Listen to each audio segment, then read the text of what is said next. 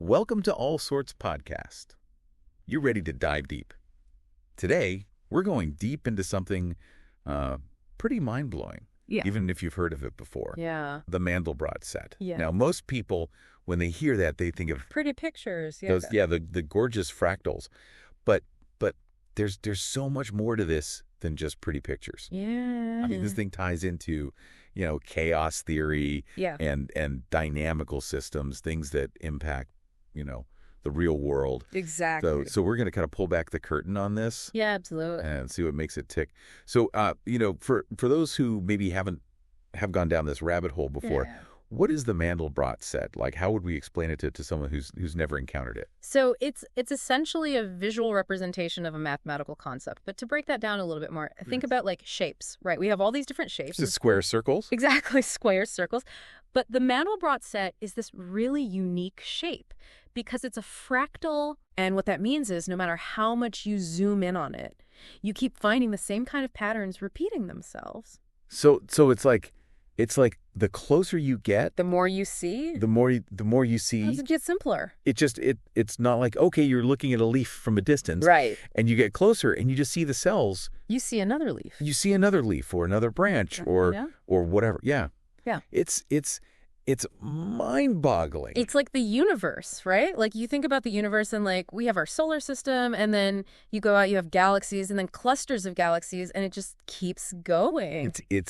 It's kind of like a visual representation of that phrase "as above, so below." Absolutely. Yeah. It's really kind of spooky when you think about it. It is. In those terms.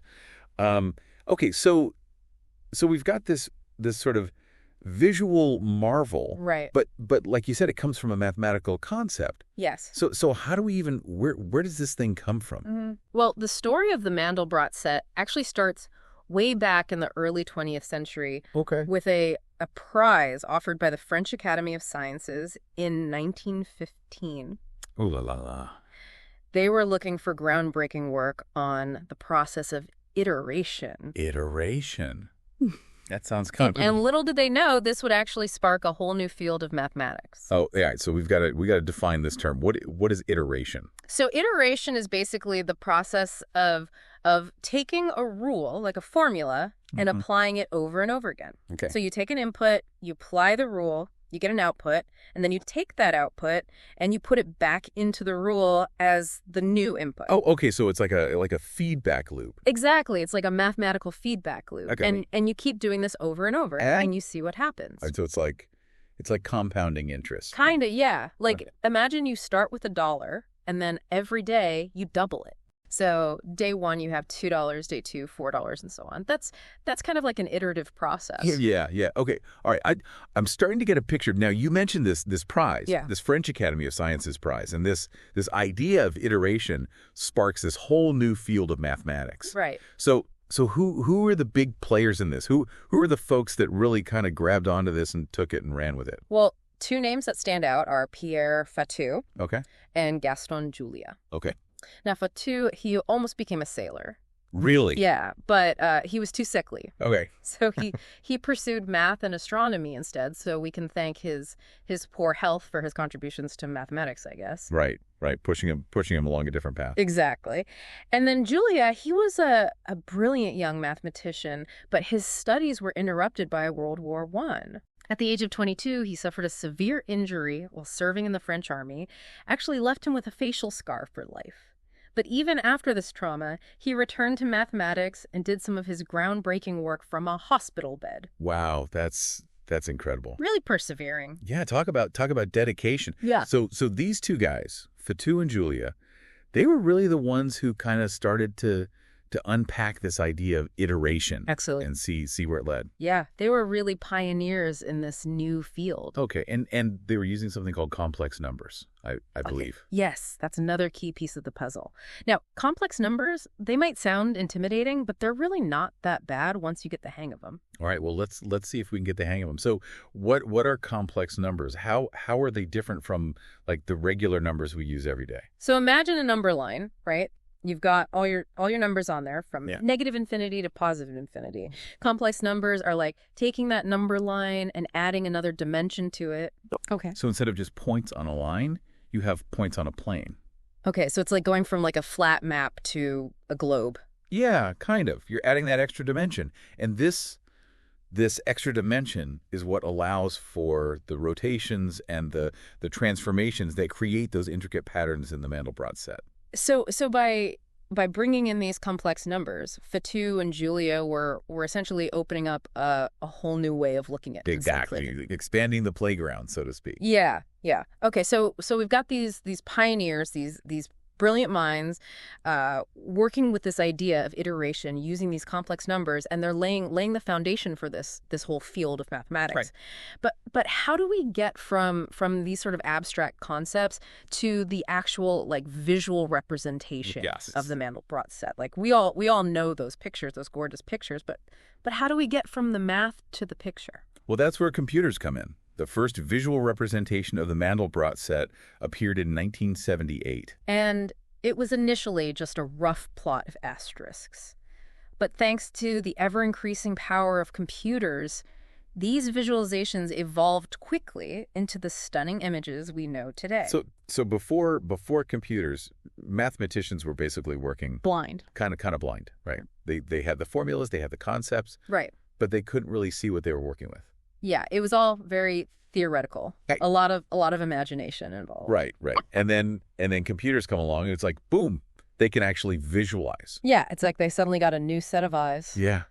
And this is where Benoit Mandelbrot comes in. Yes, exactly. He's the guy who kind of lends his name. He's the one who really popularized it. to the set. Using computers. Using computers to really kind of explore it in a way that hadn't been possible before. Right. And, this brings up a really interesting point about how technology shapes the way we understand math. Like, before computers, mathematicians relied heavily on experimentation and observation. Yeah, good. Think of, the giants, like Euler, Gauss, Riemann, making these groundbreaking discoveries. Right. But they were doing it through sheer number crunching. Yeah, and a lot of intuition probably, right? Like they had to kind of feel their way through the math. Absolutely. Okay. But then something changed, right? Yeah. In the 20th century, we had this movement called the Bourbaki movement. Yes. Which kind of took a different approach. They were a group of mathematicians who really push for a more rigorous, a more abstract approach to mathematics. Okay, so they were trying to make it more precise, more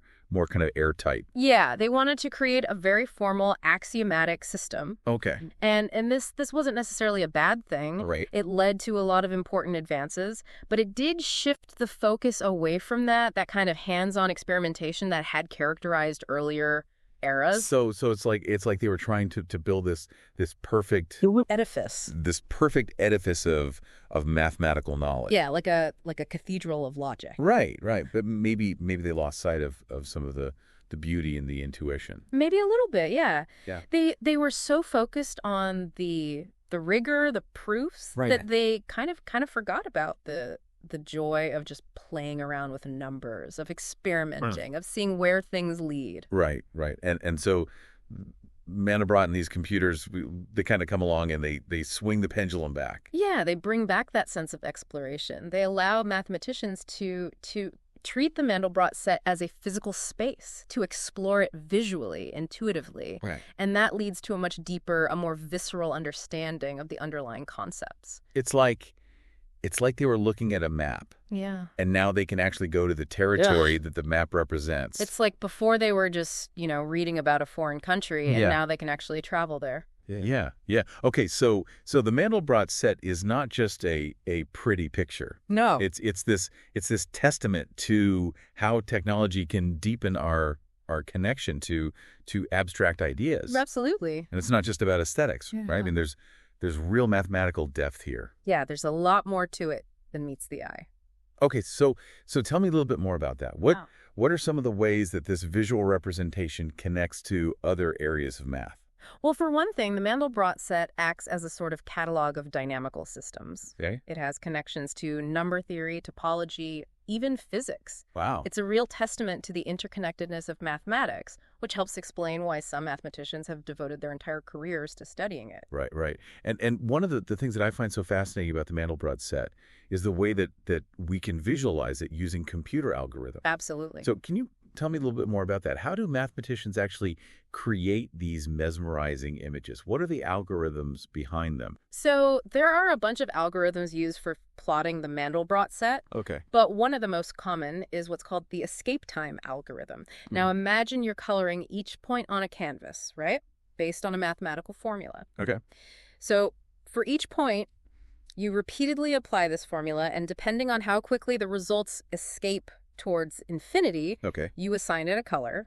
Basically, if it escapes quickly, you give it one color. If it takes longer to escape, you give it another color, and so on. So it's like a digital artist using a mathematical formula to create the masterpiece, a visual masterpiece. That's incredible. Yeah, and there are many variations of this escape time algorithm, as well as other more sophisticated techniques used to render these images really efficiently. This is blowing my mind. It's like we're looking at the intersection of art and math and technology all coming together to create something truly remarkable. I can't wait to dive deeper into the human side of this mathematical journey and explore some of the big questions surrounding the Mandelbrot set. But for now, let's take a short break and come back refreshed and ready to delve even further into this incredible world of infinite complexity and beauty. I'm ready. You know, behind all these abstract concepts and equations, you have to remember there are real people. Right. Like actual human beings driven by this incredible curiosity who spent their lives trying to unlock the secrets of this mathematical object. Yeah.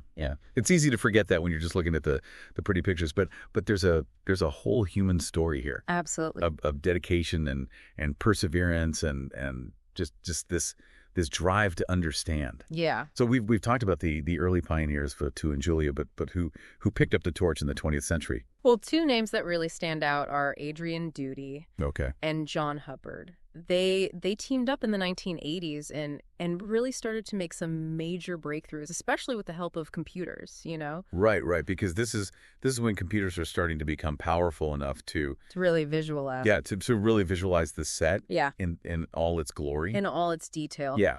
So they were kind of at the forefront of this computational revolution in mathematics. Absolutely. They were really pioneers in using computers to explore mathematical concepts. So what were some of the key insights that they discovered? What did they bring to our understanding of the Mandelbrot set? One of their biggest achievements was proving that the Mandelbrot set is connected. Okay. Now, even Mandelbrot himself, at first he thought that it was a collection of separate islands, you know, like these little bits and pieces scattered around. But Doody and Hubbard showed that, no, these islands are actually all linked together by these incredibly thin filaments, like a delicate web. Yeah, it's almost like a spider web, right? You've got these main parts and then all these delicate little threads connecting them. Yeah, exactly. And those threads, they're part of what makes the set so visually stunning, right? Oh, absolutely. Because they create these incredible patterns and these intricate details that you just can't see unless you zoom in really, really close. Yeah, they add a whole other level of complexity to the set. Yeah. So their work must have been incredibly influential. Yeah, definitely. I mean, they were working at a time when the mathematical community was still kind of divided about the role of computers, you know? Right, because there was still this idea that real mathematics had to be done with pencil and paper. Yeah, like you had to have these rigorous proofs, these elegant arguments. Mm-hmm. Right, and computers were seen as kind of a tool for engineers or for physicists, but not for real mathematicians. Right, but Doody and Hubbard, they embraced the power of computation. Right. They used it to guide their theoretical work, to visualize these complex structures, to test their ideas. So they were really kind of bridging the gap between the abstract and the visual. Yeah, they were pioneers in a new kind of mathematical exploration. Yeah, and their work had a profound impact on the field, right? Yeah, they produced this set of notes known as the Orsay notes. Okay. Named after the French university where they worked. And these notes became like a Bible for Mandelbrot set researchers, you know? Right. Like everyone was studying them, everyone was trying to build upon their ideas. So they were really kind of setting the agenda for the next generation of mathematicians working on the Mandelbrot set. Absolutely. And wasn't it Doody and Hubbard who first formulated the famous MLC conjecture? Yeah, the one that's been driving mathematicians crazy for decades. Exactly. So can you refresh my memory? What exactly is the MLC conjecture, and why is it so important? So MLC stands for Mandelbrot locally connected. Okay. And it's a question about the fine scale structure of the set, Right. Like what happens when you zoom in infinitely far? Right. What does the set look like at that level of detail? Okay. And the conjecture states that no matter how much you zoom in, the Mandelbrot set will always look like a single connected piece. Okay, so it's like the difference between a smooth, unbroken line and a series of dots. Exactly. If the Mandelbrot set is locally connected, it means that there's a continuous path between any 2 points, no matter how close together they are. Right. There are no gaps, no holes, no isolated islands. Okay, so it's a question of continuity. Yeah, it's a question of whether the set is kind of, locally connected. Right. And proving this seemingly simple statement has turned out to be incredibly difficult. Oh, yeah. It's one of the most challenging problems in complex dynamics. So Duty and Hubbard, they kind of throw this grenade out there. Yeah, they just kind of casually mention it in their notes. And it's become this massive problem that mathematicians have been grappling with ever since. And it's still unsolved, right? As far as we know, yeah. Wow, that's incredible. So they really kind of set the stage for a whole new era of research. Absolutely. I mean, we've got to talk about Misha Lubitsch. Oh, yeah. He's one of the big names when it comes to MLC research. Absolutely, one of the leading figures. So what makes his work so significant? What has he contributed to our understanding of the Mandelbrot set? Well, Lubitsch's story is really remarkable. He actually started working on the Mandelbrot set back in the Soviet Union. Wow. Before he even had access to computer images. So he was doing this all in his head. Pretty much, yeah. He had to have this incredible intuition for the geometry of the set. He did. Without being able to actually see it. Yeah, he was working with these abstract concepts, these formulas. That's amazing. And he developed this really deep understanding of the set even before he could actually visualize it. Wow. And later, after he emigrated to the United States, he continued to make these groundbreaking contributions to the field. Right. He's especially known for his work on this concept called renormalization. Okay, renormalization. That sounds pretty intimidating. Which is a bit of a mouthful, yeah. So can you break that down for us? What is renormalization, and why is it so important for understanding the Mandelbrot set? So imagine you're looking at a coastline from space, right? Okay. You can see the overall shape, but you can't see the details, the little bays and inlets. Yeah. Renormalization is kind of like that. It allows us to relate the dynamics of the Mandelbrot set at different levels of magnification. So it's like finding self-similarity at different scales. Yeah. Like the same patterns repeating themselves over and over, but at smaller and smaller sizes. Right. And this is where it gets really interesting because for certain parts of the Mandelbrot set, you can apply renormalization infinitely many times. Wow. And it reveals this incredible depth of structure. So it's like each zoom reveals a whole new universe with its own intricate patterns and dynamics. And this is one of the reasons why the Mandelbrot set is so captivating to mathematicians, Yeah. It's this infinite source of complexity, and there's always more to discover. It's like exploring a fractal universe, right? Where every level of magnification reveals something new and unexpected. Exactly. It's mind-boggling to think about this infinite complexity hidden within these seemingly simple mathematical rules. Hmm. And Lubitsch isn't the only one who's been captivated by the MLC conjecture. Mm. No, not at all. There's a whole community of mathematicians working on this problem. Okay. I mean, one that comes to mind is Jeremy Kahn. Okay. He's another brilliant mind who's dedicated himself to this problem. So tell me about Jeremy Kahn. What's his approach? What has he contributed to our understanding of the MLC conjecture? Well, Kahn has been working on this problem for over 2 decades now. Wow. And he's made some really significant progress towards a solution. He's taken a bit of a different approach than Lubitsch. Yeah. He's focused on developing new geometric tools to analyze the intricate structure of the Mandelbrot set. So it's like they're both trying to climb the same mountain, Yeah. but they're taking different paths. Different routes. Yeah, and hopefully they'll both reach the summit eventually. Exactly. And what's driving them, It's a good question. Is it just the intellectual challenge, or is there something more at play here? I think it's a combination of factors, right? Right. There's definitely the pure intellectual thrill of tackling a really difficult problem, Yeah. of pushing the boundaries of human knowledge. Right. But I think there's also a sense of awe and wonder, like a desire to understand the deep structure of the universe, both the physical universe and the universe of mathematics. Right. And the Mandelbrot set, it's like a microcosm of this grand mystery. Right, like a little window into the infinite. Exactly. Yeah. And it's not just about individual brilliance either, right? No, not at all. I mean, there's a whole community of mathematicians working on this problem. Absolutely. Sharing ideas, building on each other's work. Yeah, it's a really collaborative effort. And that's one of the things that I find so inspiring about mathematics. It's this collective pursuit of knowledge. This idea that we're all in this together trying to understand the universe. And the story of the Mandelbrot set is a perfect example of that. It's a testament to the power of collaboration, to the passing of knowledge from one generation to the next, Right. to the joy of discovery, Yeah. and the perseverance required to tackle some of the most challenging problems in mathematics. Absolutely. Speaking of collaboration and the next generation, I've heard a fascinating story about a young mathematician named Alex Capiamba. Oh, yeah, Capiamba. So what did he contribute to our understanding of the Mandelbrot set? What's his story? So Capiamba, he was studying this particular region of the Mandelbrot set known as the cusp. The cusp. Oh. Yeah, and it's where these adorable little marching elephants live. Marching elephants. Now you're just making stuff up. No, I swear, it's real.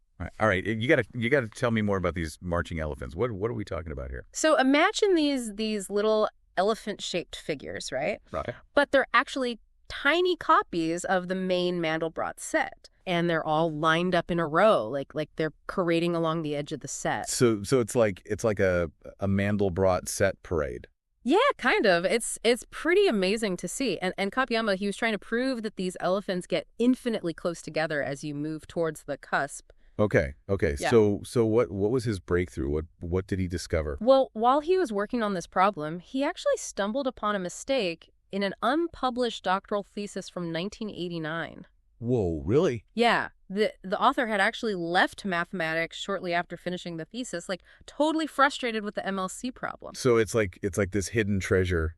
Yeah, kind of. Just waiting to be unearthed. It was just sitting there in this thesis, gathering dust in some library somewhere. Wow. So what did Capiamba do with this unexpected find? Well, he had to go back and correct this error, which actually involved strengthening one of Yoko's theorems. Jean-Christophe Yoko's was another mathematician who had made significant progress on MLC back in the 90s. So it's like these threads of mathematical thought. Yeah. They just kind of weave together across time and continents. They do. One mathematician picks up where another left off, sometimes decades later. It's really amazing. And it highlights the collaborative nature of the field, It's not just about individual brilliance, it's about a community of minds working together to solve these big puzzles. No.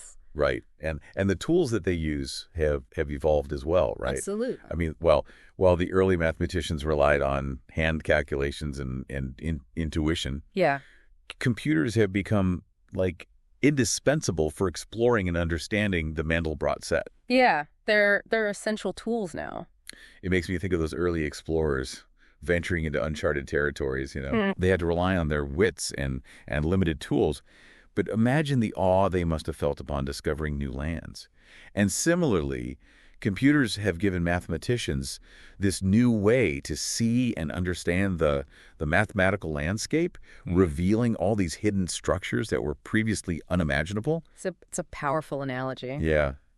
So where does all this leave us? What's the current state of the MLC conjecture? Is it on the verge of being proven, or is it destined to remain this mathematical enigma for generations to come? Well, the quest to prove MLC is still ongoing, but there's definitely a sense of optimism in the air. Okay. I mean, mathematicians like Lubitsch and Kahn and Decoding, they've developed these incredibly powerful techniques. Right. And they're getting closer to a solution all the time. So it's like they're piecing together this giant jigsaw puzzle. Yeah. And those final pieces are starting to fall into place. Hopefully. So what are some of the most promising avenues of research that mathematicians are exploring right now? What are they focusing on? Well, one really exciting area is the development of new geometric tools to analyze the structure of the set. Okay. And another is the application of techniques from other fields like statistical mechanics to the study of complex dynamics. So it's like the Mandelbrot set is not only a source of mathematical beauty, it's also this driving force for innovation and collaboration. Yeah, it's really pushing the boundaries of mathematics. It's incredible to think that this seemingly simple mathematical object can hold such profound depths. It really is. And that's the beauty of mathematics, isn't it? Yeah. You start with a simple idea, a few rules, and from there you can build these entire worlds of complexity and wonder. Right, right. And the Mandelbrot set is a testament to that power, a reminder that there's always more to discover, always deeper layers to explore. Well said. This deep dive has been truly mind-expanding, and I hope you've enjoyed it as much as we have. Remember, this is just a glimpse into the incredible world of the Mandelbrot set. There's a whole universe of knowledge waiting to be explored out there, and we encourage you to dive in and discover it for yourselves. And if this deep dive into the Mandelbrot set has left you wanting more, be sure to like, share, and subscribe to the All Sorts podcast on YouTube to support our journey of exploration and discovery. Don't forget to follow us on X, Instagram, and Threads for more stimulating content and discussions. Until next time, keep those minds curious and those spirits adventurous.